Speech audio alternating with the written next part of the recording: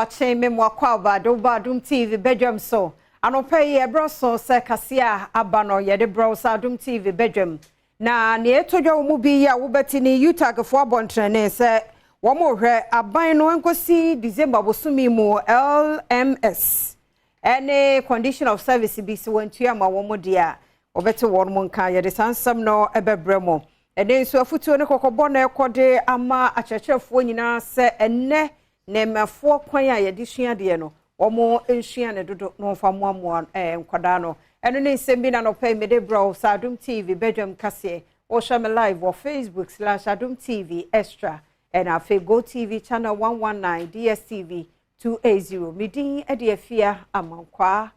tamaklo afia ni de bientie se de nsem ni nchiremu ete University Teachers Association of Ghana you try to ase Utah abontrene say abina nhwe na labor market survey no any condition of service bi wanya farmer one day obete wonka Adom kase etwaso emfie mi no atwam na yeka say yaketua no onhwe ho na onye bibi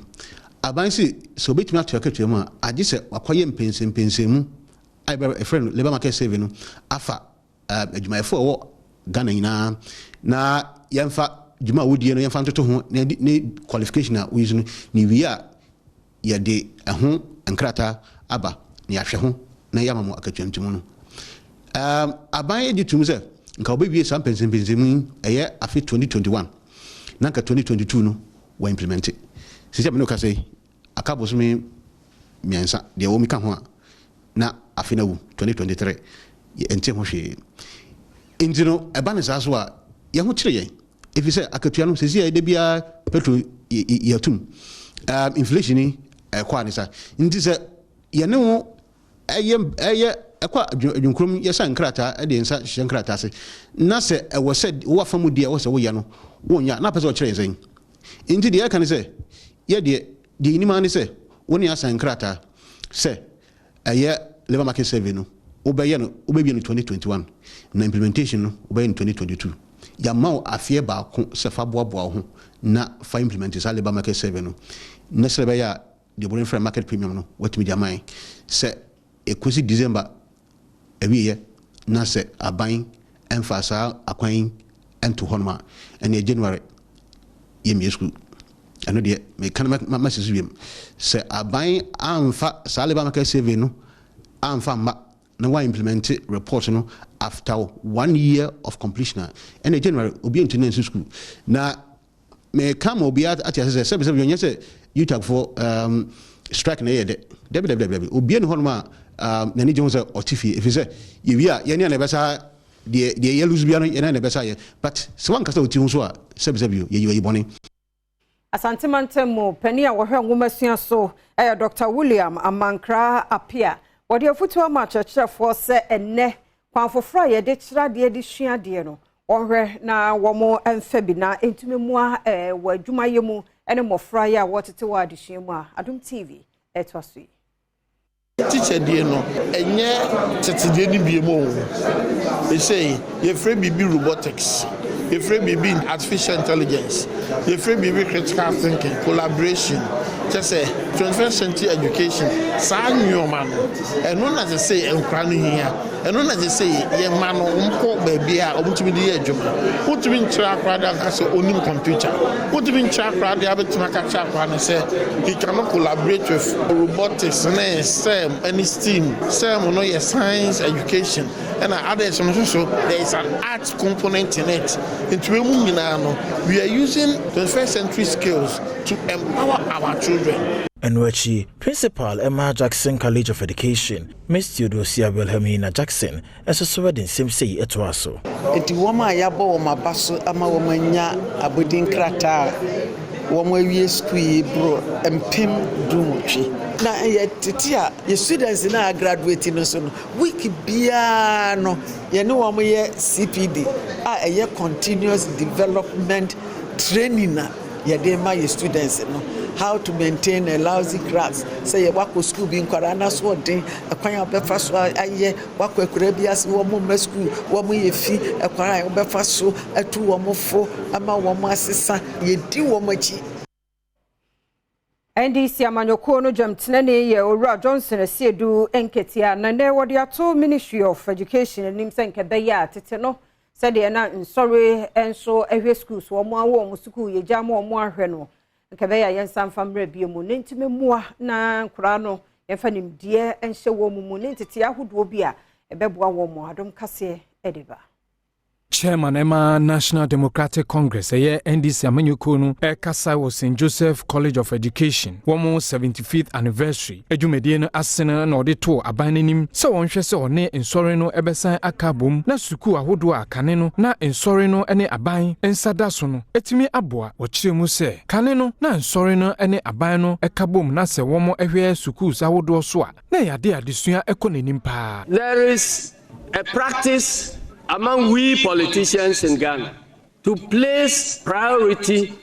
on taking credit for projects rather than delivering the credit that will serve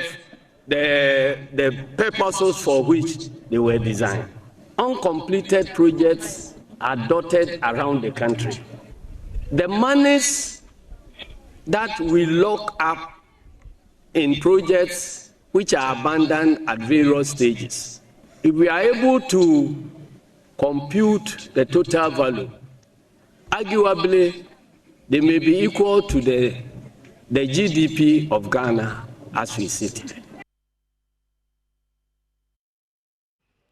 Nanado danko akufuado Ghana ya mampani se ne ya bebre se ekuafo epebosia wosikakrabia aye bibikituwe bichese ne peno edin. Nanso mampani susu se breno so se wo se yekuafo omo epebosia de atre wo nwuma no mu a yede ema wo mo ofise ebetobre bi wo mo ene yede hu beto wo no so nti kobasa sikasemu wo mo bra ehadwen Adom kase edeba.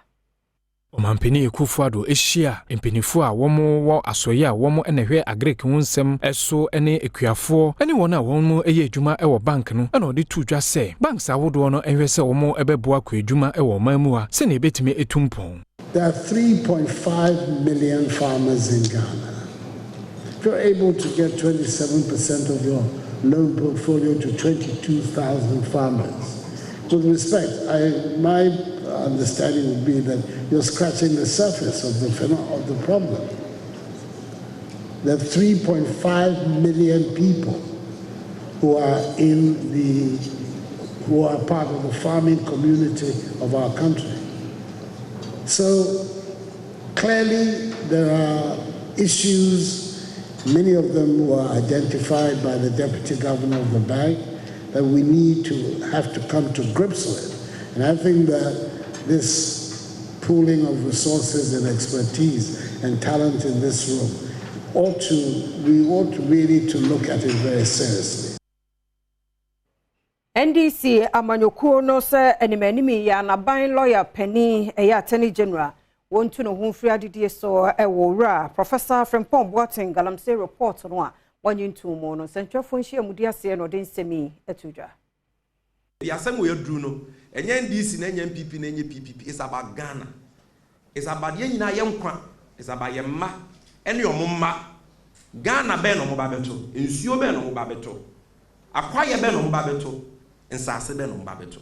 Nti yenka ye homom na yen demand accountability from yen penyimfo a o ma ba beje o men ya boso nanso omudi yemu. We no sade to one mo dimbe pie mu no animu se mo nya wadwene se wafo ho di to free se abanfo fra beba no be se wonyina emra no ni won bedi eno nti sa dwrafo nso emeka wo ho na wonhwe kwanya obefa so a wetu galamse dwumedie no ase na afi o man nsuo eno ba de abobre asafa no to pa fra bio. The Jubilee House has become the headquarters of Galamsey. It's become a crime scene because according to Frimpong Boateng, the presidential affairs omunyina wabobo mudi in the report, they are engaged in this. Yenhwe mu ne yentwe o maso so a wo pese mo ye kata so mo aso eno nti ye frame one na de ye ka nyina ne se attorney general yi o ya attorney general banza onye na adwen se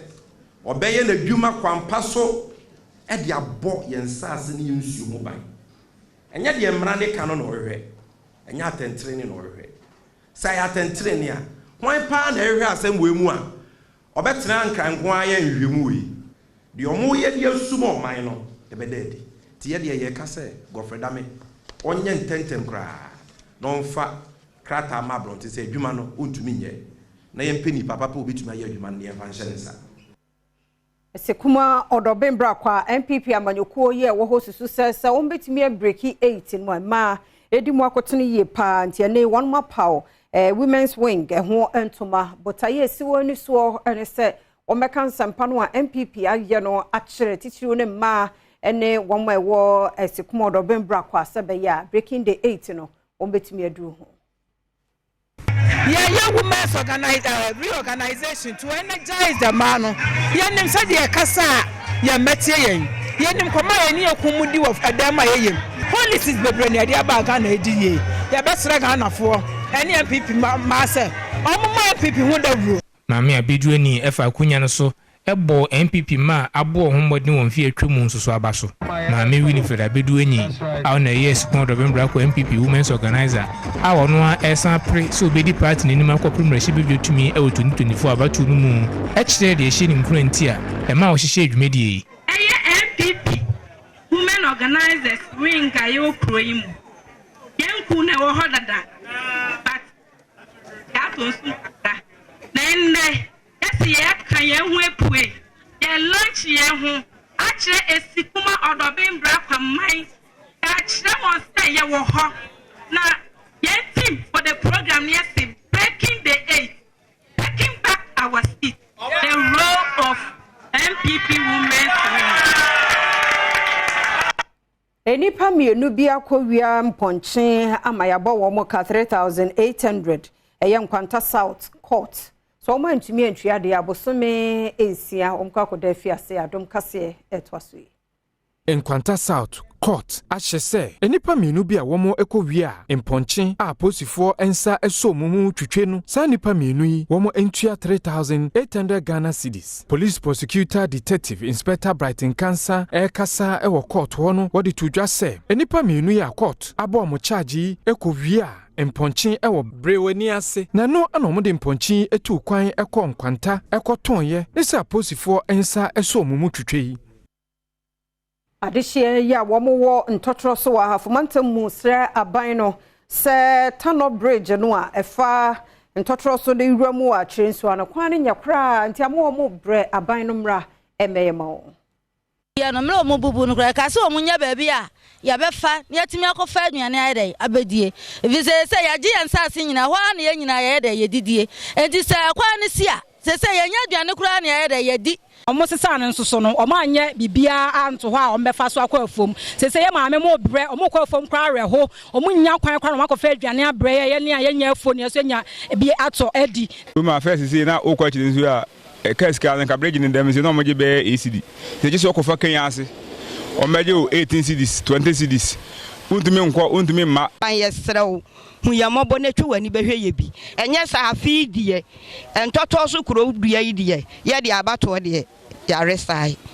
Bright Ajeni Mboatseng assemblyman ewo ahafontotoro so wono so ne amani boni nkomotwetwe mu no wode atuja se ehu behia se wono mensini kra ene ositifi north emrahye bedwani ebeba behwe na wonsem a wode tudwa no waye hu bibi ama wonom Brejene ade a hai enu tie sraban 2 member of parliament ese nadawoma baby bia obia no emo bia be se ma free bia amra na maboa ntimi breje no na no yate ese MPC yesi contractor na oba na wokọ ya yesi breje na akwa GOG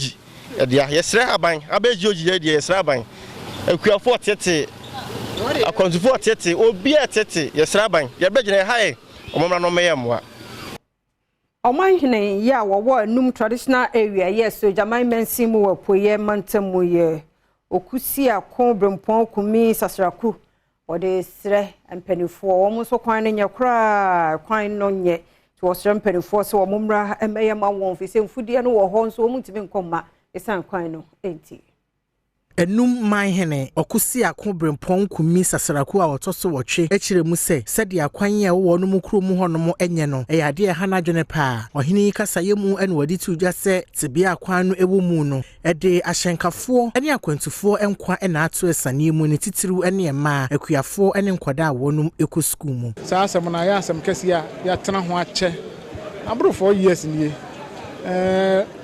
this last week my friend contractor mani bo mama nie so baba start here kwan na ma this week hwehwe n'anim awama according to no oye na adwe sanka ochena na ba start adwuma ne pe ono ne calendar but sasam no ya tia ye kan say afuwe die abanye ya dom say the contractor aka so person be start your kwan na ochena no e be hwe n'anim say ochena ba so one man so a ekwan bi a yeso ye ba fa so e be make you see be chensi contractor no ene aban nyina mo ma be boa em etu ye kwan e be bo modern a yes adwuma no Mami nyina no so na Adom TV Badwam no pay na hana mede AC kase no mede de afia amankwa tamaklo ye kwei da bonkrata no ha online stories no wa ha twen me kakra bi besi ma mienu bi ye kwaba ne ato so